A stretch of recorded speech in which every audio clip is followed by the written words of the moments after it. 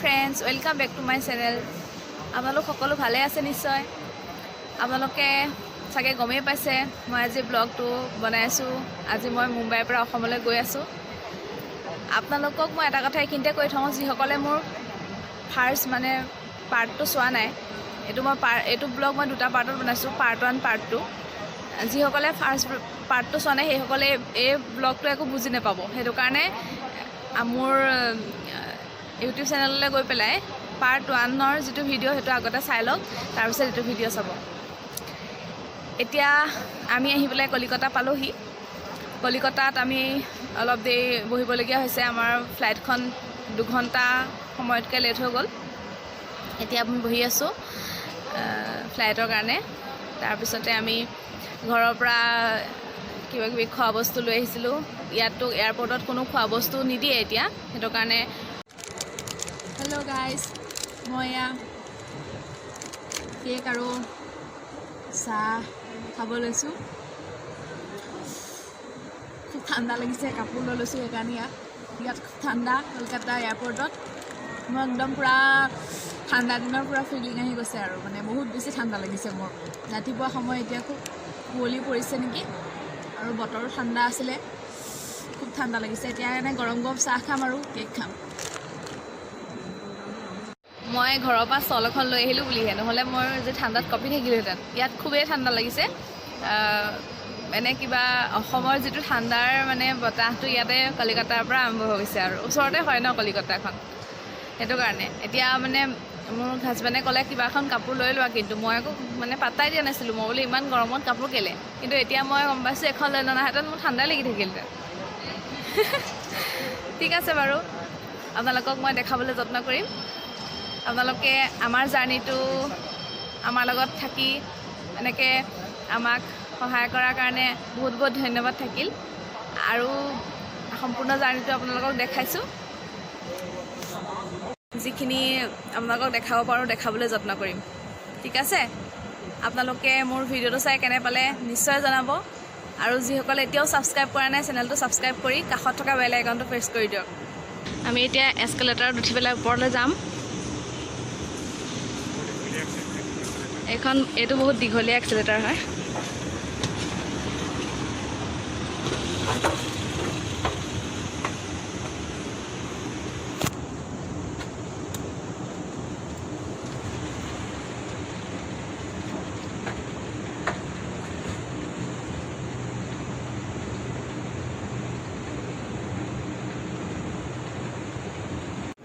এয়া আপোনালোকে দেখিছে মোৰ হাবিয়ে টিকটৰ দেখাইছে চিকিউৰিটি। এয়া এয়াৰপৰ্টৰ ভিতৰত আমি একেবাৰে ফ্লাইটৰ ওচৰ পাইছোঁহি, আৰু এয়াৰপৰ্টৰ ভিতৰৰ অংশ আপোনালোকক অকণমান দেখাবলৈ যত্ন কৰিছোঁ। মোক কেইবাজনো ফ্ৰেণ্ডে ৰিকুৱেষ্ট কৰিছিল দেখাবলৈ কাৰণে, সেইকাৰণে মই তেওঁলোকৰ ৰিকুৱেষ্টটো ৰাখি দেখাবলৈ যত্ন কৰিছোঁ।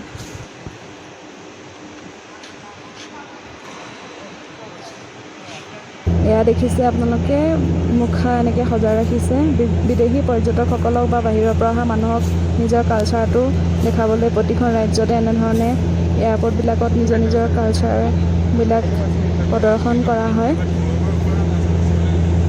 এয়া দুৰ্গা মা ওপৰত ৰাখিছে একেবাৰে। কলিকতাৰ আটাইতকৈ অধিষ্ঠাত্ৰী দেৱী দুৰ্গা মা সকলোৱে জানেই নিশ্চয়। এয়া দেখিছে বিভিন্ন মুখা, ইমান ধুনীয়া সজাই থৈছে কলিকতা দিয়া মুখা। এনেধৰণৰ মুখা আমাৰ মাজুলীৰ চামগুৰি সত্ৰতো আছে। চামগুৰি সত্ৰ মুখা শিল্পৰ বাবে বিখ্যাত, সকলোৱে নিশ্চয় জানেই। দুৰ্গা মাক সকলোতকৈ ওপৰত ৰাখিছে। দুৰ্গা মা কলিকতাৰ আটাইতকৈ দেৱী। দুৰ্গা মাক পূজা কৰে সকলোৱে।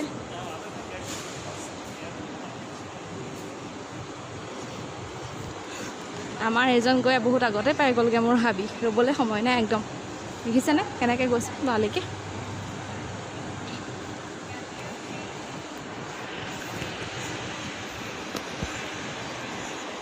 ৰ'বা ৰ'বা, ক'ত যোৱা মোক এৰি থৈ, ক'ত যোৱা বোলো মোক এৰি থৈ, ক'ত যোৱা মোক এৰি থৈ। কি হয়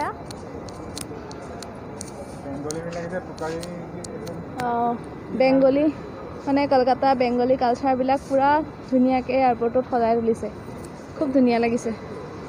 বেংগলী কিবা নৃত্য হয় এয়া। এয়াৰপৰ্টটো কিমান ডাঙৰ হয় দেখিছে আপোনালোকে। আমাৰ গেট নাম্বাৰ হৈছে 103 আৰু চাগে কিমান আছে তাৰ বাকী নাই। খোজকাঢ়ি কাঢ়ি আমনি লাগি গৈছেগৈ, ইমানেই ডাঙৰ হয়।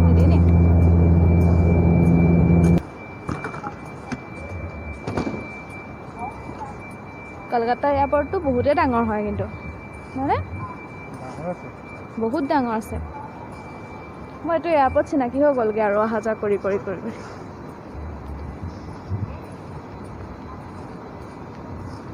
এয়াৰপৰ্টত ইমান এনেকুৱা এনেকুৱা মূৰ্তি আছে কলিকতা এয়াৰপৰ্টত। দেখিছে ইমান ধুনীয়াকৈ সজাই থৈছে, ভাল লাগিছে।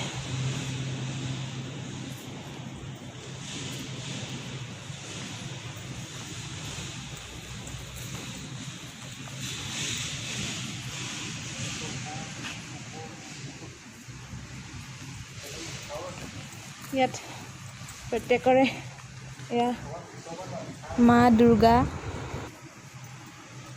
এয়া দুৰ্গা মা।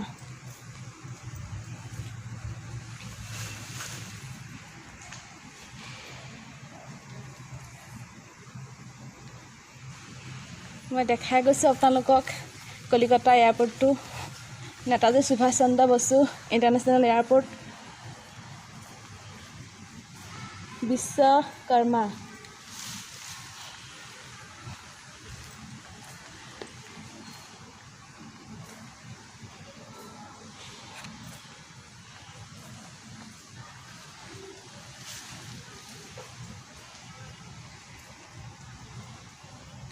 নামবোৰ তলত লিখা আছে, পঢ়ি চাব আপোনালোকে।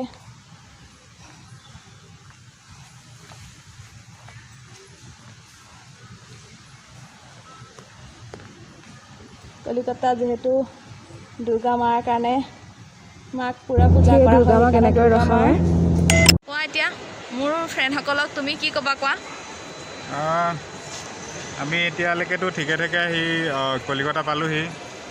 সকলোকে ধন্যবাদ দিছোঁ যিসকলে ভিডিঅ'টো চাইছে বা তাইক অনুপ্ৰেৰণা যোগাইছে ভিডিঅ' বনাবৰ কাৰণে, নতুন কণ্টেণ্ট লৈ পেলাই কিবা কৰিবৰ কাৰণে উৎসাহ যোগাইছে।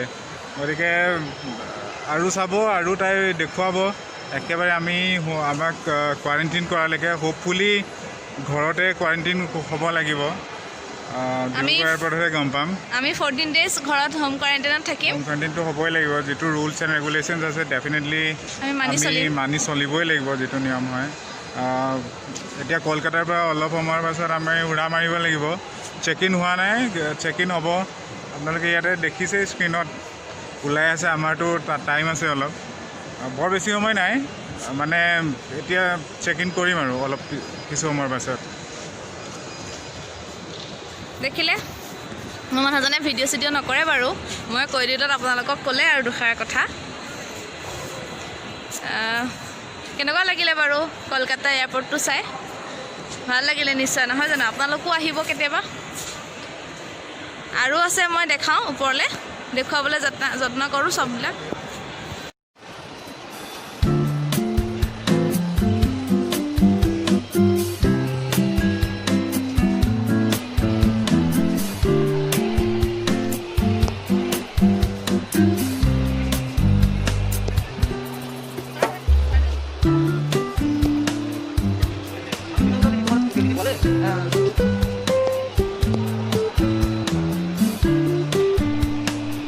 আমাৰ এতিয়া ফ্লাইট আহি পাই গ'লহি।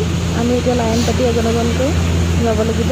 আমি বাছত উঠিবগৈ লাগিব। বাছেৰে নি পেলাই আমাক ফ্লাইটখনৰ ওচৰ পোৱাবগৈ। এয়া দেখিছে আপোনালোকে আমাৰ বাছ ৰৈ আছে।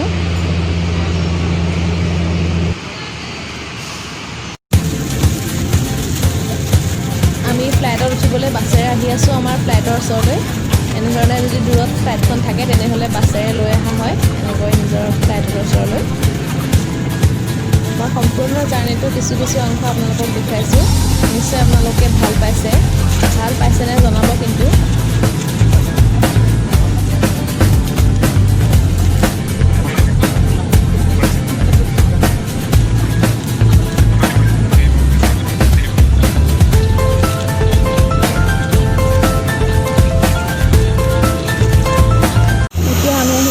ওচৰত পালোহি। এইখন আমাৰ ফ্লাইট, বেছি ডাঙৰ ফ্লাইট নহয়, মানে এখন ধৰা কম কাৰণে সৰু এখনেই যাব ডিব্ৰুগড়লৈ। আমি এতিয়া আমি ফ্লাইটত উঠি বহিলোহি। মই আকৌ উইণ্ডো ছিটতে পালোঁ।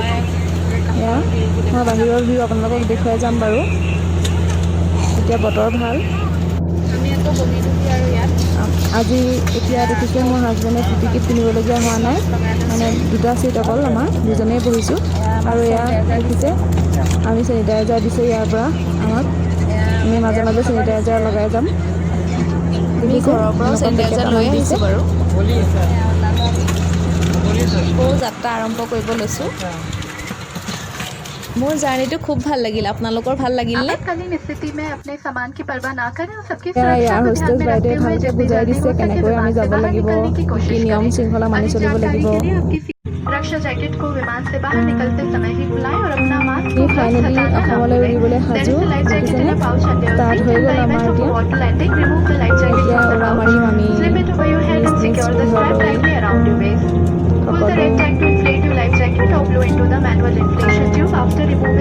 ধুনীয়াকৈ মই আকাশৰ সৌন্দৰ্য দেখুৱাই যাম।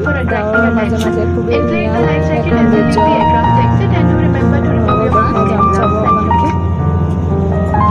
ওপৰৰ পৰা তলৰ পৃথিৱীখন খুবেই ধুনীয়া দেখি।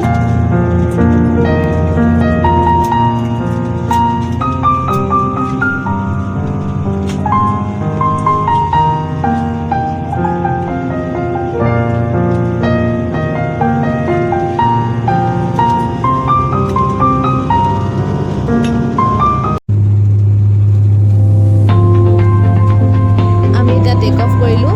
দেখিছে আপোনালোকে, মই দেখিছোঁ আমাৰ বিমান উৰা মাৰিছে ডিব্ৰুগড়ৰ দিশে। খুবেই ধুনীয়া লাগে নহয়নে? চাওকচোন, তলৰ ভিউ মই দেখাইছোঁ আপোনালোকক। সদায় মই নিজে দেখি থাকোঁ, কিন্তু আপোনালোকক মই দেখাবলৈ পাই খুবেই ভাল লাগিছে। ভাল পাইছে নিশ্চয় আপোনালোকে, নহয় জানো? এয়া ডাৱৰৰ মাজে মাজে আমাৰ বিমান উৰা মাৰিছে। কপাহৰ দৰে ডাৱৰবোৰ সঁচাই কিমান ধুনীয়া লাগে নহয়নে? এনেকুৱা লাগে যেন গৈ চুই চাম।